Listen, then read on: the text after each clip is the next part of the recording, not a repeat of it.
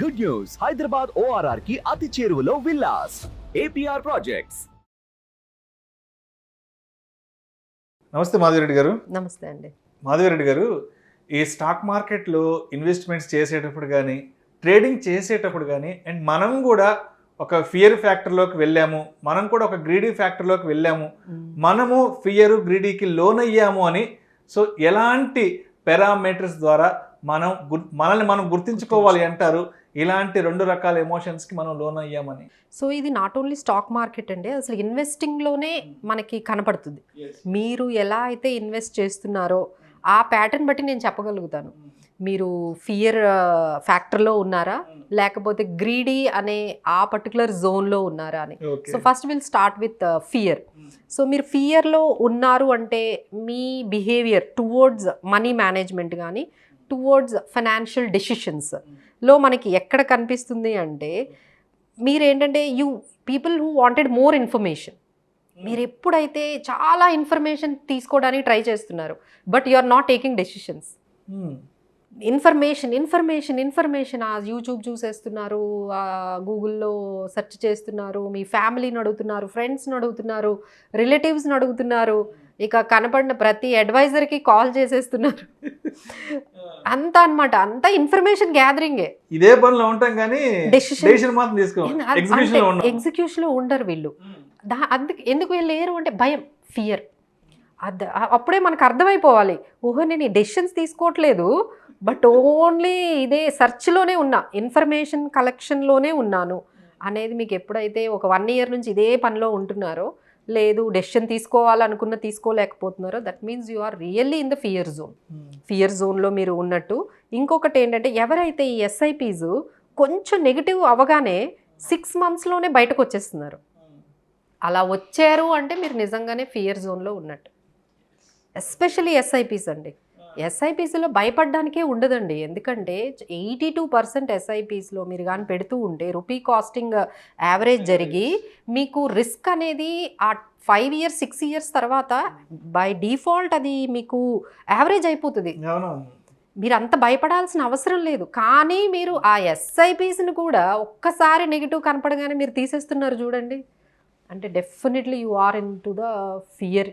మీరు బాగా భయపడుతున్నారు ఇన్వెస్ట్మెంట్స్ అంటే.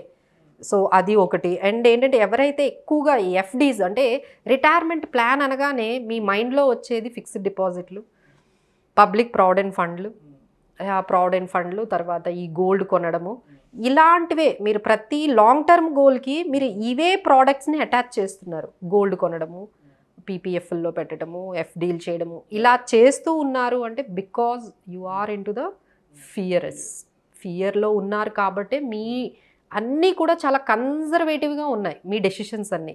సో మీరు కానీ ఈ జోన్లో ఉన్నట్లయితే మీరు FDలు చేయటం కానీ లేకపోతే ఈ PPFల్లో పెట్టడం కానీ, పోస్ట్ ఆఫీస్ స్కీమ్స్లో పెట్టడం కానీ, గోల్డ్ కొనడం కానీ, మీవి ఇవే ఇన్వెస్ట్మెంట్ అంటే ఇవే మీకు.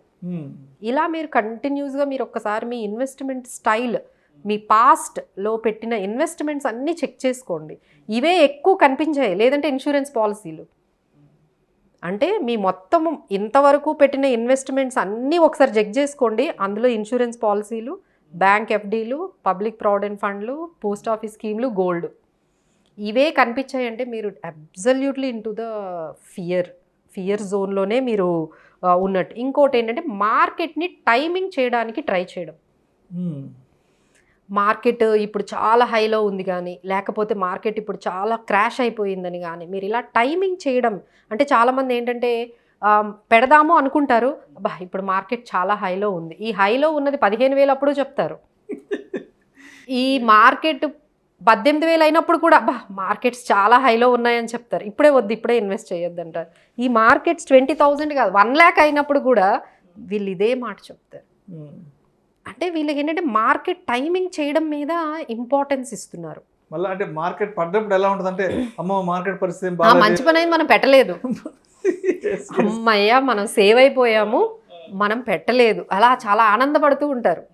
అమ్మయ్య మనం వెళ్ళలేదు, అమ్మయ్య మన డబ్బులు పోలేదు, మిగతా వాళ్ళందరూ ఆ టీవీలో కూడా అలానే ఇస్తూ ఉంటారు కదండి, 6 లక్షల కోట్లు పోయాయి, ఆవిరైపోయాయి, ఇన్వెస్టర్స్ డబ్బులన్నీ పోయాయి, అవన్నీ నోషనల్ లాస్ అండి. ఈ రోజు పోయాయి, రేపు మార్కెట్ పెరగగానే మళ్ళీ పోర్ట్ఫోలియో నార్మల్కి వచ్చేస్తుంది కదా, అది ఎందుకు ఆలోచించరు? సో ఇలా ఎప్పుడైతే మీరు ఈ మార్కెట్ టైమింగ్ గురించి కానీ వీటి గురించి కానీ మీరు ఎక్కువగా ఫియర్ అంటే అన్సర్టనిటీస్, ఇప్పుడు మనకి లైక్ వార్ గురించి ఏదైనా మీకు న్యూస్ వచ్చింది, లేదు మన కోవిడ్ గురించి, లేకపోతే ఇంకోటి ఏదో మనకు అన్సర్టనిటీ వచ్చింది, లేదు యుఎస్లో డెట్ సీలింగ్ క్రైసిస్ అని, ఏ క్రైసిస్ విన్నా మీరు వెంటనే దాన్ని మీరు రియాక్ట్ అయిపోతున్నారు, ఫియర్ ఫ్యాక్టర్ అనమాట. సో అన్సర్టనిటీస్ అనేది వెరీ కామన్ అనేది వాళ్ళకి ఎప్పుడైతే చాలా కామ్గా దాన్ని హ్యాండిల్ చేస్తారో అప్పుడే మీరు ఫియర్ ఫ్యాక్టర్ నుంచి బయటకు రాగలరు. సో ఇవన్నిటిలో కానీ మీరు ఉన్నారు అంటే definitely you are in to the fear zone. So Madhavi Reddy గారు, సో ఇప్పటి వరకు ఫియర్ గురించి ప్యానిక్ ఎలా అవుతాం ఏంటని చెప్పారు కదా, మరి ఈ గ్రీడ్ విషయానికి వచ్చేప్పటికి సిచ్యువేషన్స్ని ఏ విధంగా హ్యాండిల్ చేసుకోవాలంటారు? అసలు ముందు మీరు గ్రీడ్ అనే జోన్లో ఉన్నారా లేదా అనేది ఒక టెస్ట్ పెట్టుకోవాలండి. ఎవరైతే క్రిప్టో కరెన్సీ ట్రేడింగ్ చేస్తున్నారో, so you are into greedy జోన్లో, ఎందుకంటే అసలు అది ఉందో లేదో కూడా తెలియదు, దాని వెనకాల మీరు వెళ్తున్నారు. సో అది కూడా మనకి గ్రీడీ. ఆ తర్వాత ఎవరైతే ఎక్సెసివ్ ట్రేడింగ్ చేస్తున్నారో, ట్రేడింగ్ చేసేది దేనికండి, షార్ట్ టర్మ్లోనే మనకి ఈజీ మనీ రావడానికని. సో మీరు గ్రీడీ జోన్లో ఉన్నారు, సో దాన్ని ఎలా మేనేజ్ చేయాలి అనేది మీకు తెలియాలి. సో అది తెలియకుండా మీరు అట్లా మనము ఆ జోన్లో వెళ్ళిపోతున్నాం అనుకోండి, so again there will be a huge losses with అన్ఎక్స్పెక్టెడ్గా మీకు తెలియకుండానే మీరు ఆ లాసెస్కి దగ్గరగా అయిపోతూ ఉంటారు. ఎందుకంటే మనకి చాలా ఆర్టికల్స్లో చెప్తూ ఉన్నారు 90% ట్రేడర్స్ అందరూ కూడా లాసెస్లోనే ఉన్నారు. 90% ట్రేడర్స్ నెవర్ మేడ్ మనీ, ఎప్పుడు వాళ్ళు లాసెస్లోనే ఉన్నారు, అంటే ఉన్న డబ్బులే పోగొట్టుకున్నారు అని ఆర్టికల్స్ అన్నీ చెప్తున్నాయి. సో 90% పీపుల్ డబ్బులు పోగొట్టుకుంటున్నారంటే because of this greed factor.